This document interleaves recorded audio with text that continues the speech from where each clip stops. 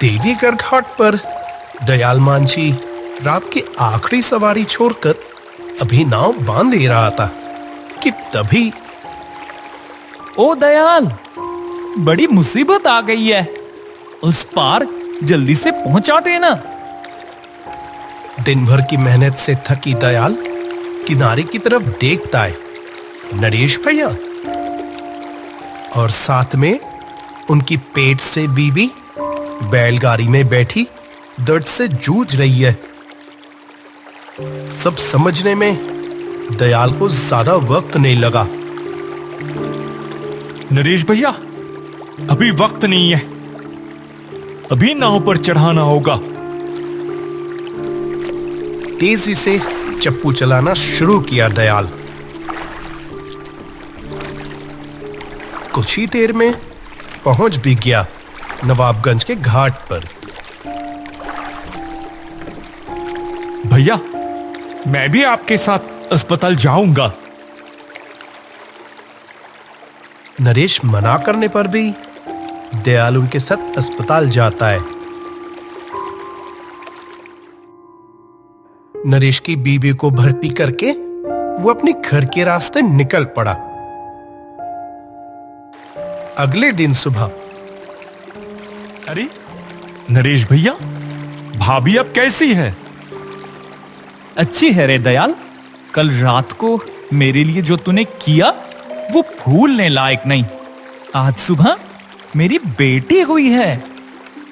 वाह, घर में आपकी लक्ष्मी आई है। देखना, और तरक्की करोगे आप। तू अगर कल रात को नहीं होता ना तो जाने क्या ही हो जाता। दयाल बस मुस्कुराया। पूरे वक्त में लोगों का साथ देने का जो सुकून है वो दयाल अच्छी तरह जानता है। एक दिन बाद एक रात को, उस दिन शाम से ही आसमान घने काले बादलों से ढकने लगा था। कुछ लोगों को घाट पर उतारकर जब दयाल लौट रहा था तब हवा बहुत तेज हो रहा था। आज अब नाव नहीं चलाई जाएगी। जैसी हालात है, जल्द से जल्द घर लौटना होगा। आज सोचा था कुछ ज्यादा पैसे मिलेंगे तो एक मछली खरीदूंगा। कितने दिन हुए मछली नहीं खाई, पर क्या करे, फूटी किस्मत, वैसी कमाई ही नहीं हुई। किनारे के करीब आते ही एक पुकार दयाल के कानों में पड़ती है। बेटा, मुझे चंदनपुर घाट तक छोड़ पाओगे? दयाल देखता है घाट पर एक बुजुर्ग खड़ा है।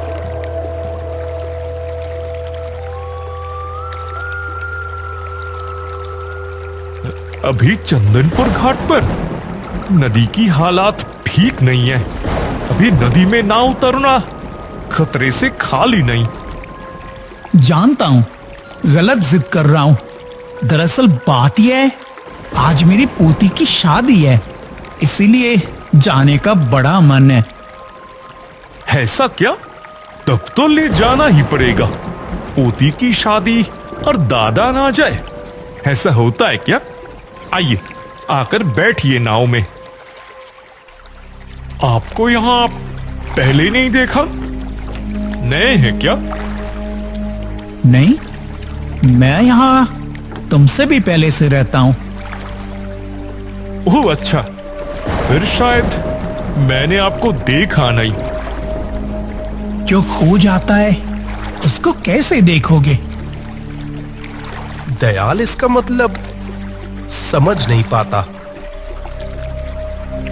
वो बुजुर्ग आदमी शायद दयाल के मन की उलझन को महसूस कर लेता है।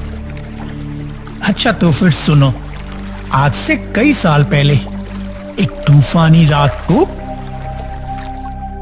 सरिता, तुम्हारे पिता की सीने की हालात ठीक नहीं है। अब क्या उपाय? एक इंजेक्शन लिख रहा हूं, इसे शहर से लाना होगा। इसे देना जरूरी है। पिताजी को अस्पताल नहीं ले जा सकते? उनके जो हालात है अभी उतनी दूर नहीं ले जा सकते। रास्ते में किसी भी वक्त। नहीं, रहने दीजिए। मैं खुद ही शहर से इंजेक्शन लेकर आऊंगी। पर तुम भी तो मां बनने वाली हो। अभी ऐसी हालात में किसी भी वक्त परेशानी बढ़ सकती है। वो तो जानती हूँ डॉक्टर साहब। आज अगर मेरे पति यहाँ होते तो फिर तो कोई दिक्कत ही नहीं होती, पर वो भी मिलिट्री में नौकरी करते हैं। कितनी दूर है। मेरे ससुराल में भी अब और कोई नहीं है, इसीलिए पिताजी के लिए मैं ही जाऊंगी। नहीं बिटिया, रहने दे, कोई जरूरत नहीं। तेरे पेट में एक और जान भी है, भूलना मत। और मैं भी कैसे भूल जाऊं, बचपन में ही मुझे जन्म देकर मेरी माँ गुजर गई थी। कितनी तकलीफ उठाकर अकेले आपने मुझे बड़ा किया, और आज आपके इस दर्द में मैं बैठी रहूंगी? बिल्कुल भी नहीं। डॉक्टर साहब, अब बस थोड़ा पिताजी के पास रहिए, मैं आती हूँ। बिटिया, मत जाओ इस तूफान में। सरिता मेरी कोई बात नहीं सुनी, तूफान में ही निकल गई शहर की तरफ। बाहर था तूफान, फिर उससे भी बड़ा तूफान तब चल रहा था सरिता और दिनेश के अंदर। सरिता के अंदर तूफान पिता को बचाने का, और दिनेश के अंदर तूफान जीने का, पोता पोती को देखने का। वक्त जैसे बीतता गया, दिनेश का दर्द बढ़ता चला गया। क्या पता मेरी बिटिया अब कहां फंस गई। डॉक्टर, चलो ना एक बार घाट की ओर चले, अगर बीच रास्ते में मिल जाए। ऐसे में आप नहीं जा पाएंगे, मैं ही जाकर देखता हूं। मैं भी जाऊंगा। बाहर तूफान तब रुका था। मैं भी सीने का दर्द लिए ही डॉक्टर के साथ साथ नदी के घाट की तरफ चलने लग गया। मुझे ना जीने का बहुत मन कर रहा था। अपने पोता या पोती के साथ खेलूं, मेरे कितने दिनों की इच्छा, कितने सपने। मुझे तो बचना ही है। सरिता, तू है कहां? मेरे लिए इंजेक्शन मिला ना? आप रुकिए दिनेश जी, मत जाइए, मेरी बात सुनिए। घाट पर आकर देखा, कोई भी नहीं। सरिता अभी तक नहीं आई, और कितना वक्त लगेगा उसको। सीने में बहुत बहुत दर्द उठ गया, और आंखों के आगे अंधेरा छाने लगा। और फिर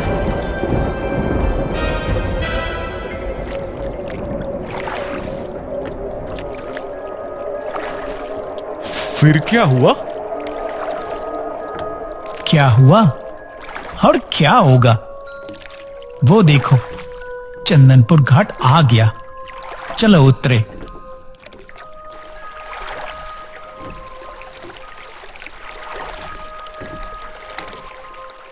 बेटा, तुम्हें भी मेरे साथ जाना होगा, मेरी बेटी के घर। पर मैं वहां क्या करूंगा? तुम्हारी जरूरत है। तुम्हारे जैसे सच्चे दिल वाले लोग नहीं मिलते, जो अपनी जान की फिक्र ना करके बस दूसरों की मदद करे। चलो मेरे साथ। उस आदमी की बातों में ऐसे मिन्नत थी, दयाल उसको टाल ना पाया।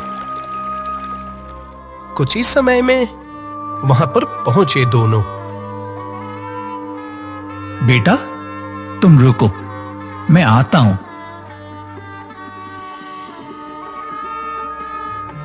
दयाल कुछ देर वहीं खड़ा रहा। दुल्हन की भेस में पोती मेरी कितनी अच्छी लग रही। आज मेरी शांति, सब हुआ तुम्हारी वजह से। तुम्हें बस एक आखिरी कष्ट दूंगा। नहीं, आप बोलिए ना।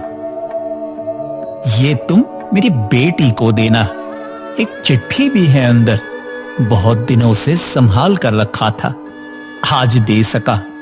मुझे बहुत खुशी मिल रही है। पर आप तो दादा हैं, आप ही दे दो तो अच्छा होगा। वो हो ना सके, दूर से ही जी भर के देख ली मैंने।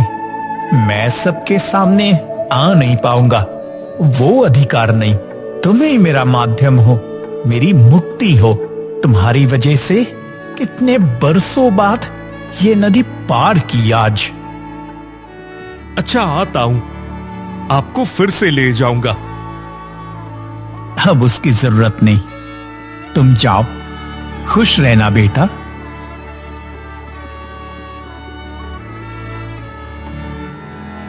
आप सच में आएंगे नहीं? पीछे मुड़कर दयाल देखा, वहां पर कोई नहीं है। दयाल अंदर जाकर पूछताछ करके सरिता के पास गया। पिछली सारी बात बताकर दयाल पोटली उसको दे दिया। पोटली खोलकर सरिता देखे एक चांदी का सिक्का और एक चिट्ठी। हैरानी में चिट्ठी खोलकर सरिता देखे, ये तो पिता के खुद के हाथों से लिखी हुई चिट्ठी। बिटिया, अगर किसी दिन ये चिट्ठी तेरे हाथ आए, जान लेना मैं बिल्कुल नाराज नहीं हूं तेरे ऊपर। इस जीवन में शायद अब पोता पोती का मुंह देख नहीं पाऊंगा। छोड़, तू खुश रहना बिटिया, शांति से रहना। तेरे पिता। चिट्ठी पर के सरिता की आंखें नम सी हो गई। 20 साल से दबा हुआ अपराध बोध, इंतजार और पीड़ा जैसे एक पल में भीड़ जमाई उसके मन में। आपने ये चिट्ठी? ये तस्वीर? ये मेरे पिता दिनेश मैत्रा। आज से 20 साल पहले एक तूफानी रात में मैं पिताजी के लिए दवा लेने गई, लेकिन लौटते समय कोई मांझी मुझे नदी पार करा देने में राजी नहीं हुई। बड़ी देर हो गई थी मुझे आने में। जब मैं आई तब तक सब खत्म। पिताजी मेरा इंतजार करते करते घाट पर ही। क्या? इन्होंने ही तो मुझे ये दी है। वो बाहर खड़े थे।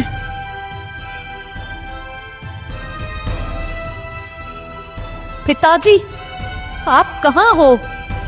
मुझे एक बार दिखाई दो। वहां तब कोई भी नहीं। पिताजी! दयाल सब समझ चुका है। किस्मत का कैसा खेल, जो 20 साल पहले इसी रात को दिनेश जी चल बसे। ठीक 20 साल बाद उनकी पोती की उस दिन ही शादी। नाव में वापस आकर दयाल देखा, वहां पर भी उस जैसा एक और पोटली। उसे खोलकर वो देखा, वहां पर भी है एक चांदी का सिक्का।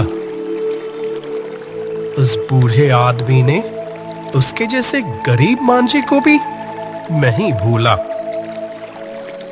कुछ सफर खत्म होने में एक रात नहीं, लग जाता है शायद पूरा एक जीवन।